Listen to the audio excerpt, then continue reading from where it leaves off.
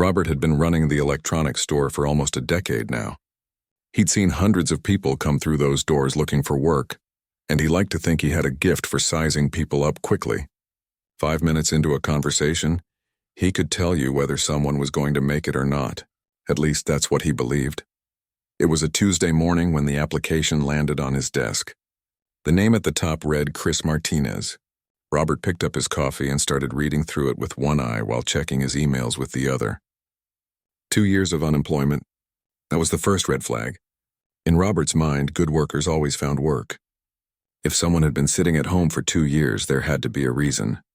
He was about to toss the application in the rejection pile when Linda from Human Resources knocked on his door. She was holding another copy of the same application. "Before you say no, just look at the references," Linda said, placing the paper in front of him. 3 former managers all gave glowing reviews.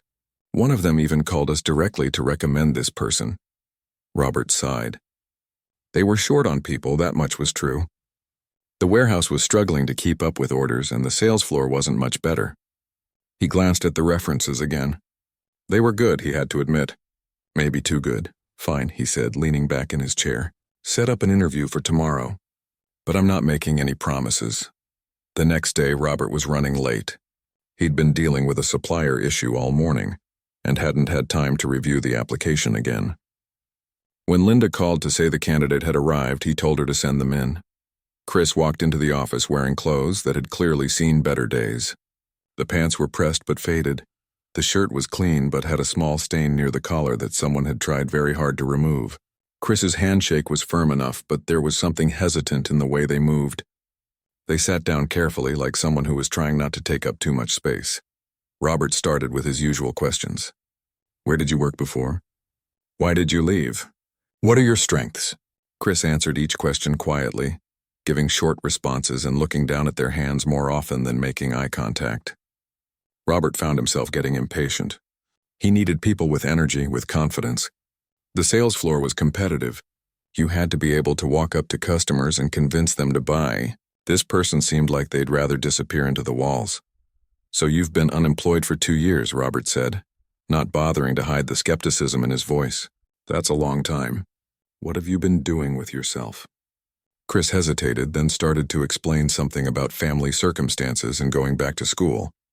But Robert had already made up his mind. He glanced at his watch. This was taking up time he didn't have. "Look," Robert interrupted, "I appreciate you coming in, but I'm not sure you're the right fit for our sales team. However, we do have some positions in the warehouse. It's not glamorous work. Loading trucks, organizing inventory, that kind of thing. Starting pay is minimum wage, and you'd be working the evening shift." He said it in a way that made it clear this was a step down. The warehouse was where they put people who couldn't hack it on the sales floor. It was hot in summer, cold in winter, and the work was repetitive. Most people quit within a month. Chris looked up at him, and for just a second, Robert saw something flash in their eyes. Disappointment, maybe. Or was it hurt? But then it was gone, replaced by a careful, neutral expression. "I'll take it," Chris said simply. "When do I start?" Robert blinked. He'd expected at least some pushback. Maybe a request to be considered for sales instead, but Chris just sat there waiting for his answer. "Monday," Robert said. "Be here at 3 in the afternoon. Ask for Tom in the warehouse. He'll show you the ropes." Chris stood up, thanked him, and left. Robert immediately forgot about the conversation and went back to his emails. Monday came and went. Robert didn't think about Chris at all. He was too busy dealing with the chaos on the sales floor. One of his best salespeople had called in sick, and they were down 2 people in customer service. He spent the day putting out fires and trying to keep customers happy. It was almost a week before Robert even went down to the warehouse. He usually avoided it unless absolutely necessary. It was loud, dusty, and always seemed to be in a state of barely controlled chaos. But they'd had some complaints about late shipments, and he needed to figure out what was going wrong. Tom, the warehouse supervisor, was a stocky man in his 50s who'd been with the company since before Robert took over. He knew every inch of that warehouse and ran it like his own kingdom. "We're doing fine," Tom said when Robert asked about the delays. "Actually doing better than fine. That new person you sent me last week has been a real help." Robert drew a blank. "New person?" "Chris," Tom said. Showed up on time every day, stays late without being asked. Doesn't complain. Actually pays attention when I'm explaining things. Can't remember the last time we had someone like that. Robert nodded absently, barely registering the information. As far as he was concerned, as long as the warehouse wasn't on fire, it wasn't his problem. He had more important things to worry about. Over the next few weeks, Robert was focused on the numbers. Sales were down, customer complaints were up, and the regional office was breathing down his neck about both. He needed his top performers to step up, and he was spending all his time coaching them, taking them out for lunch, making sure they felt valued. These were his stars, the people who made him look good. He'd pass by the warehouse sometimes on his way to the parking lot. Once or twice he saw Chris there, usually carrying boxes or talking to Tom. Robert would give a brief nod if they made eye contact, but he never stopped to talk. In his mind, Chris was just another warehouse worker. They came and went all the time.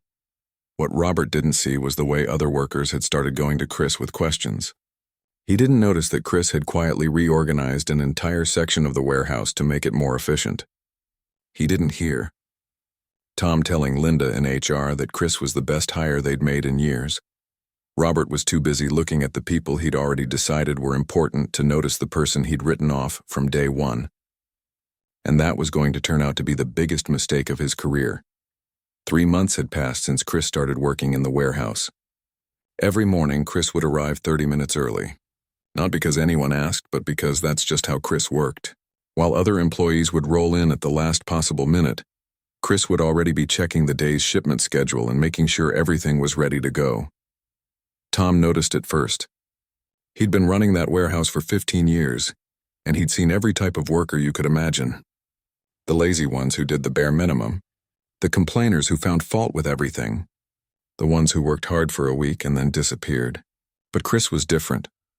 "You don't have to stay late," Tom told Chris one evening as they were finishing up a particularly large order. "You already put in your 8 hours." Chris just shrugged and kept working. "It's fine. I want to make sure this gets done right." And that was the thing about Chris. Everything had to be done right. If a box was labeled incorrectly, Chris would fix it. If inventory numbers didn't match up, Chris would track down the problem. Other workers would just shrug and say it wasn't their job. Chris saw the whole operation as their job. Word started spreading around the warehouse. When someone couldn't figure out the new inventory system, they'd ask Chris. When a shipment got mixed up, Chris could usually sort it out in minutes. Even the truck drivers started requesting Chris's help with their loading schedules because Chris had figured out a better way to organize everything. One day, a new warehouse worker named Danny was struggling with the forklift. He'd been trained, but he was nervous and kept making mistakes. The other guys were getting frustrated with him, making jokes behind his back. Chris noticed and spent a lunch break walking Danny through it again, patiently explaining the tricks that made it easier. "Why'd you do that?" Tom asked Chris later. "That's not part of your job description." Chris looked surprised by the question. He needed help. "We're a team, aren't we?" Tom smiled. He'd tried to tell Robert about Chris several times, but Robert was always too busy or too distracted to really listen. Tom had even suggested that Chris might be good for a supervisor position, but Robert had barely looked up from his computer. "That's a warehouse position," Robert had said dismissively. "We need people with leadership experience for management roles." Tom didn't bother pointing out that Chris seemed to be leading the entire warehouse team without even having the title. Meanwhile, upstairs in the office, Robert was dealing with his own problems. Sales were still struggling, and he needed someone he could promote to assistant manager. The position had been open for 2 months, and the regional office was pressuring him to fill it.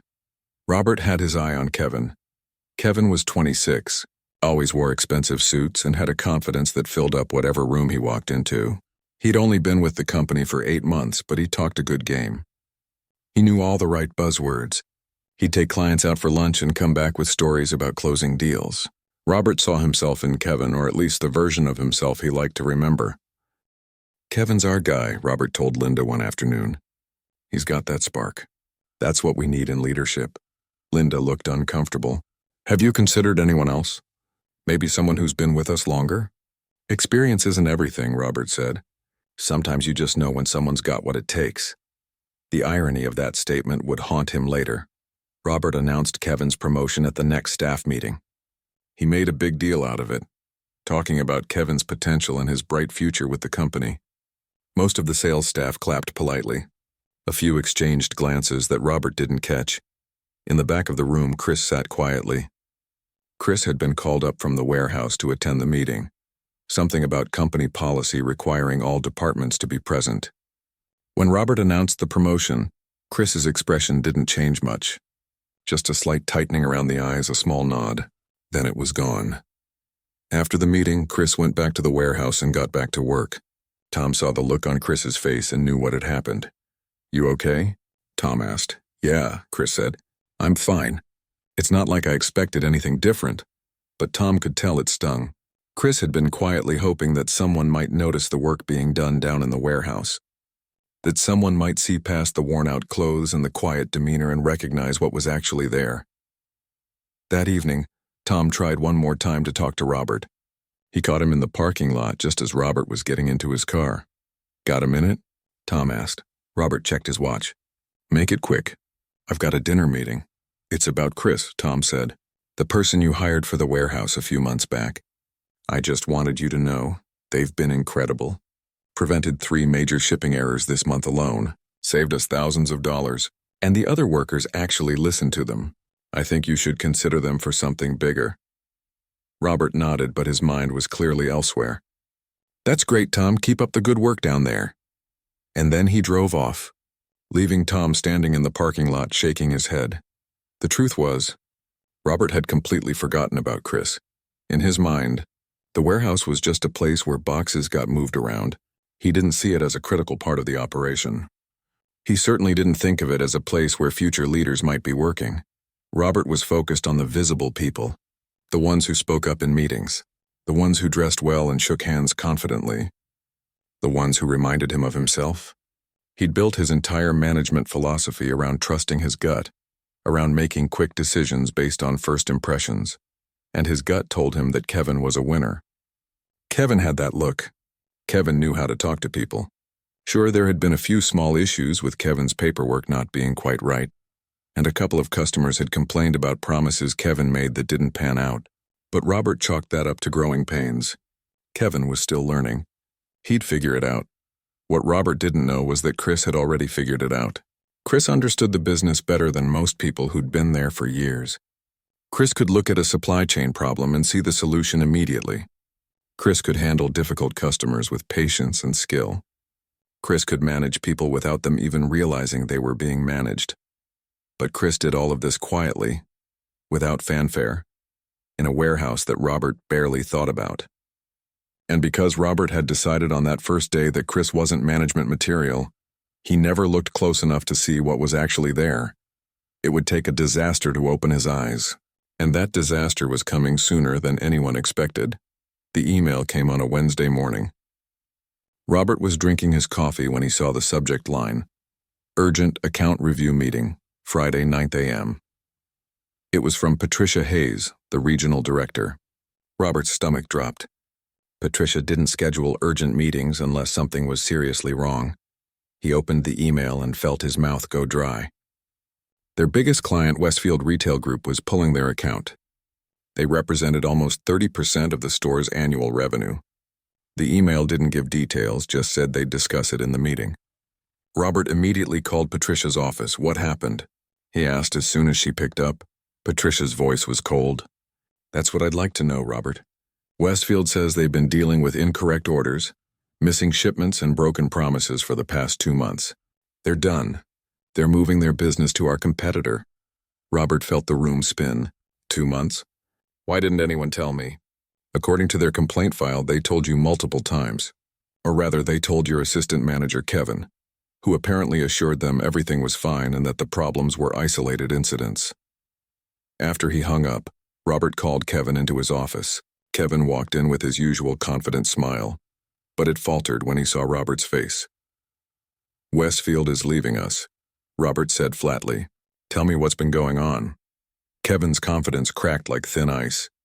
He started stammering, making excuses. There was a problem with the system. The warehouse messed up. It wasn't his fault. He'd been meaning to tell Robert, but he thought he could fix it himself. As Kevin talked, Robert started pulling up files. What he found made his blood run cold. Kevin had been cutting corners everywhere. He'd been approving shipments without proper checking. He'd been telling customers things were in stock when they weren't.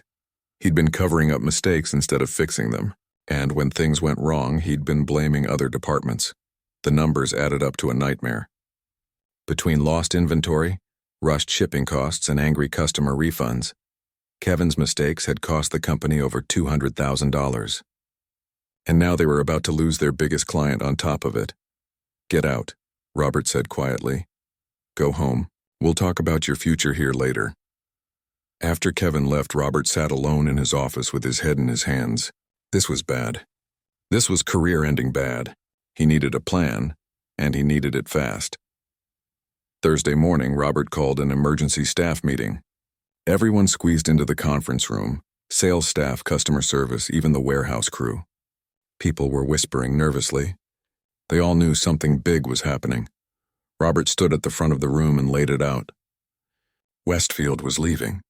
The company was in trouble. He needed ideas, and he needed them now. The room fell silent. People looked at each other uncomfortably. No one wanted to be the first to speak. Then, from the back of the room, a quiet voice said, "I might have some thoughts." Everyone turned. It was Chris, still wearing the dusty warehouse uniform, standing against the back wall. Robert barely remembered inviting the warehouse staff. "Go ahead," he said, not expecting much. Chris walked to the front of the room and asked if they could use the projector. Robert nodded, confused. Chris pulled out a USB drive and plugged it in. A detailed presentation appeared on the screen. "I've been tracking our operations for the past few months," Chris began.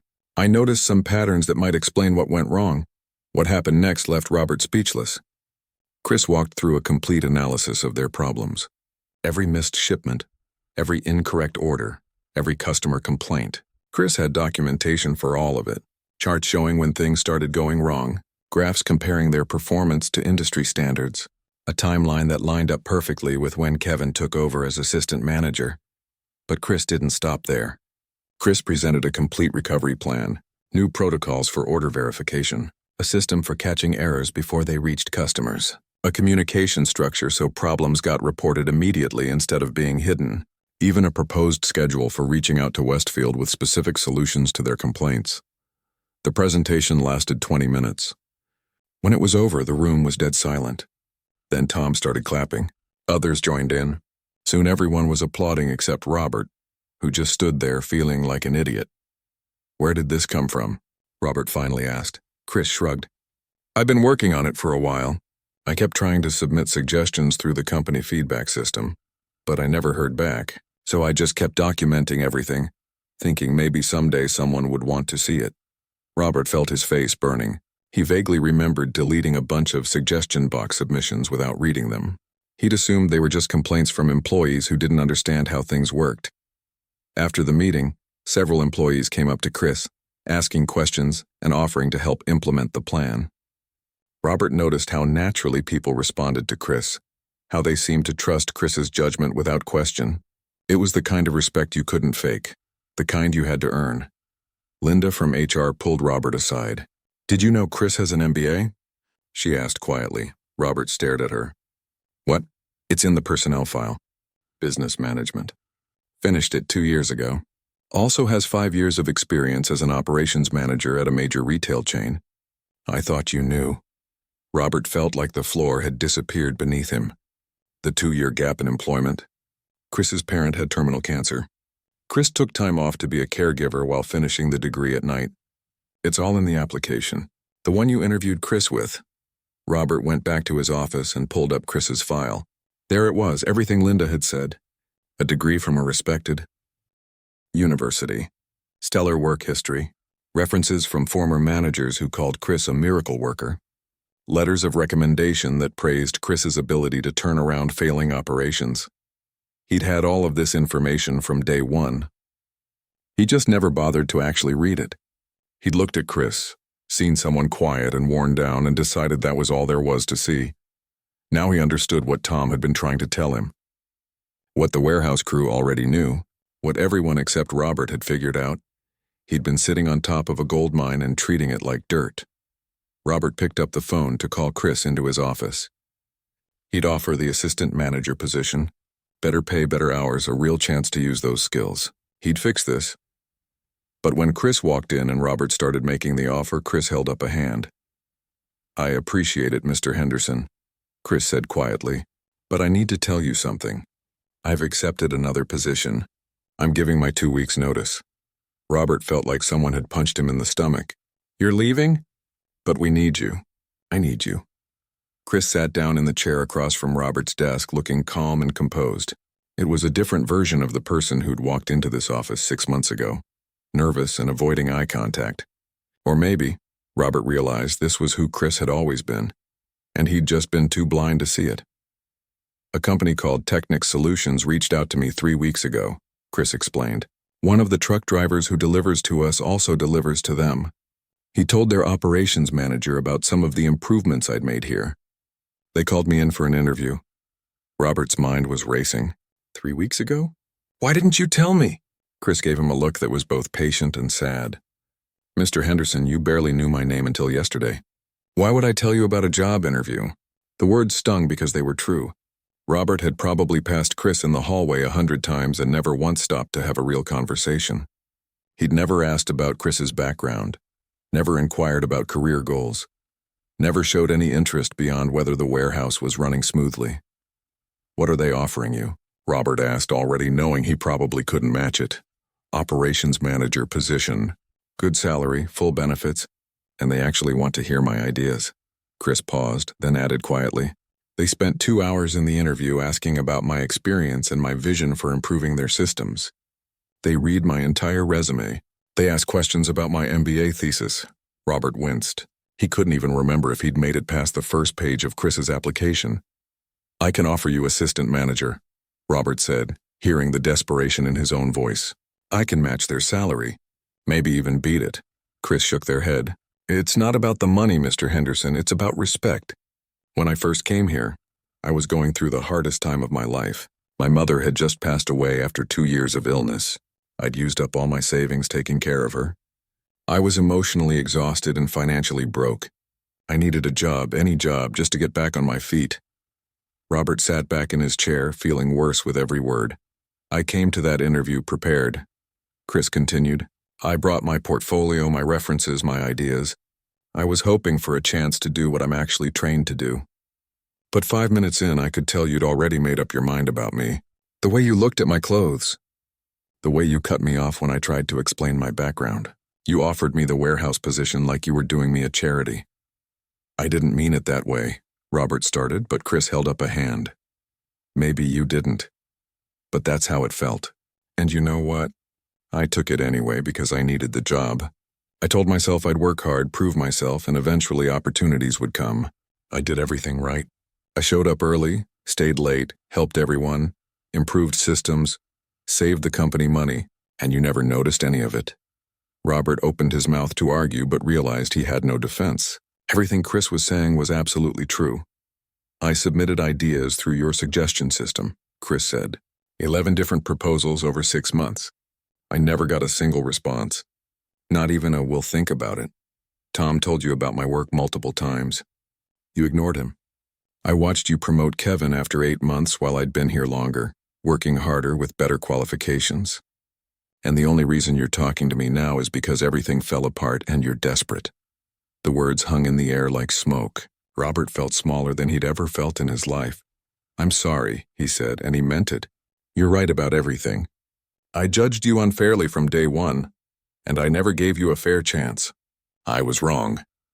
Chris nodded, accepting the apology but not letting him off the hook. "Do you know why I kept working hard even after I realized you weren't going to recognize it? It wasn't for you. It was for Tom and Danny and everyone else in that warehouse who treated me like a person. It was for my own self-respect. My mother taught me to always give my best, regardless of whether anyone was watching. So that's what I did."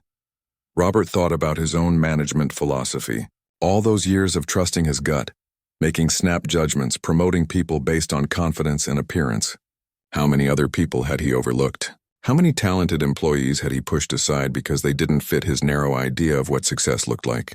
The interview at Technics was different, Chris said, and for the first time there was a hint of excitement in their voice. The CEO sat in on it. She asked me to solve a real problem they were facing. I gave her my analysis and suggestions. At the end, she offered me the job on the spot. She said she'd been looking for someone who actually understood operations from the ground up, someone who cared about the work itself and not just the title. "When do you start?" Robert asked quietly. 2 weeks from Monday. I'm giving proper notice because that's the professional thing to do.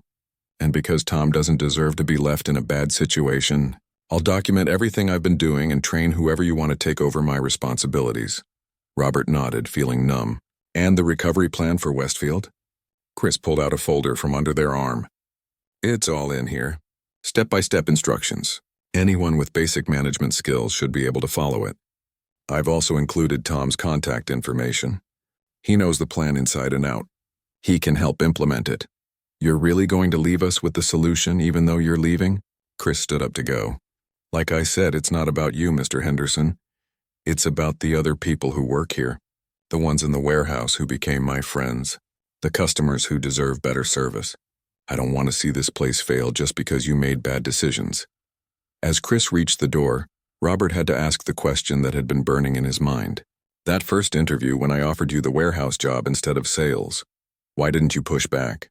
Why didn't you tell me about your MBA, your experience, your qualifications?" Chris turned back, and there was no anger in their expression, just a tired kind of wisdom. "I did, Mr. Henderson. I mentioned my management background. I talked about my degree. I tried to explain my previous work. You just weren't listening. You'd already decided who I was the moment I walked through that door, and nothing I said was going to change your mind."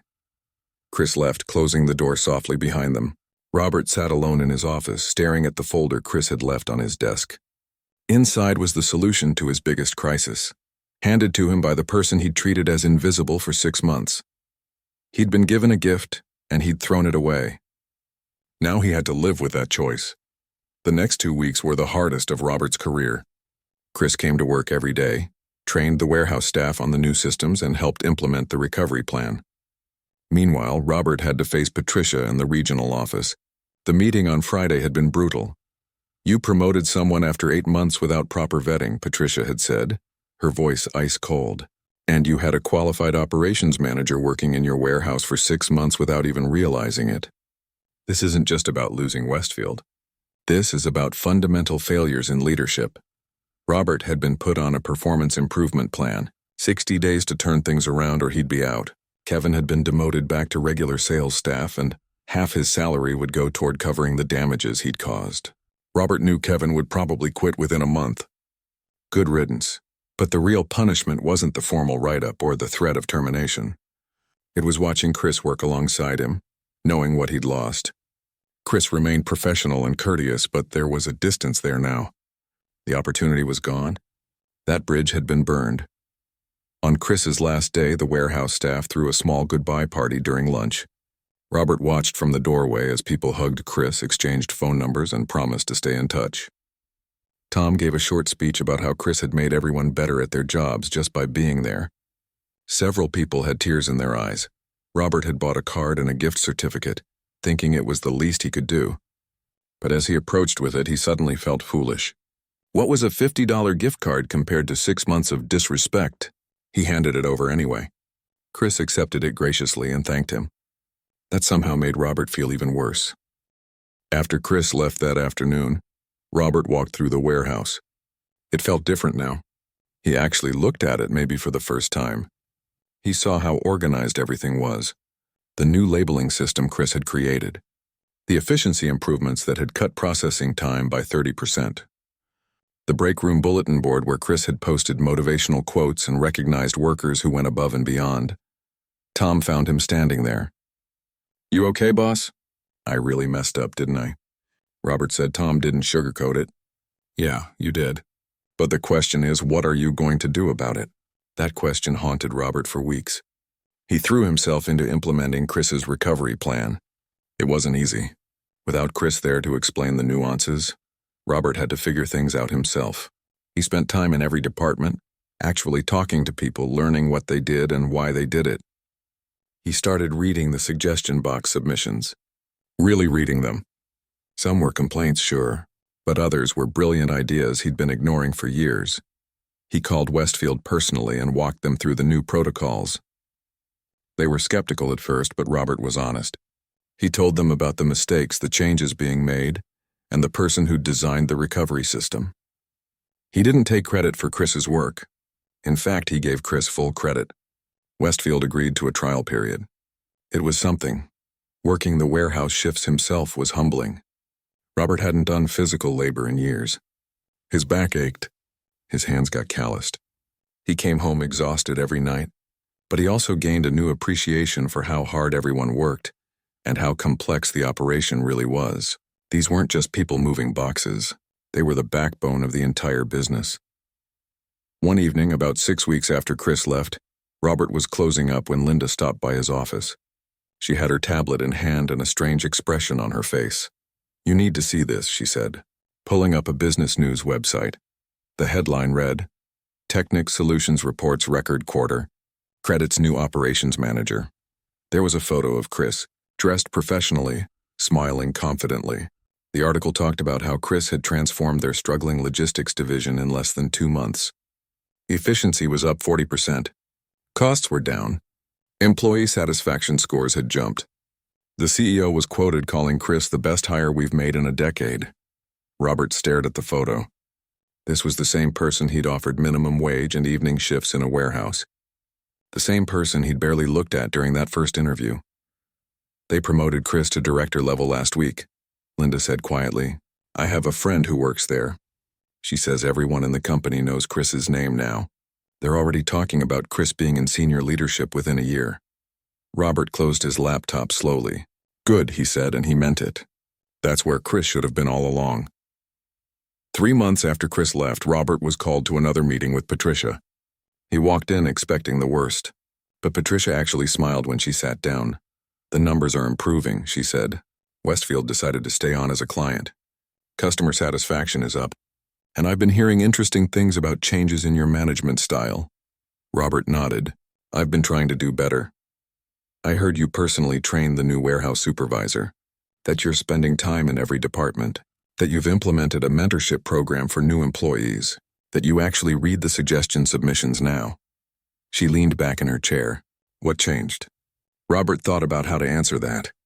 He could give her some corporate speech about growth and learning, but he decided on the truth. "I had an excellent employee for 6 months and never knew it because I was too arrogant to look past my own assumptions. That person is now thriving somewhere else, doing exactly what they were meant to do. I can't fix that mistake, but I can make sure I never make it again." Patricia nodded slowly. "We all have blind spots, Robert. The question is whether we're willing to see them once they're pointed out. It sounds like you are." 6 months later, Robert was asked to speak at a regional managers conference. The topic was identifying and developing talent.